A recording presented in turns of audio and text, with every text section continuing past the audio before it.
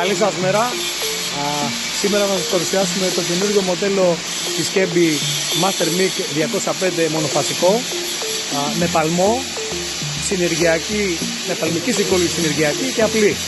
Αυτή τη στιγμή έχουμε επιλέξει παλμική συγκόλληση με δύο ρεύματα σκανδάλι. Θα κολλήσουμε γωνιακή συγκόλληση και ανεβατή. Λοιπόν, είμαστε έτοιμοι. Πάμε!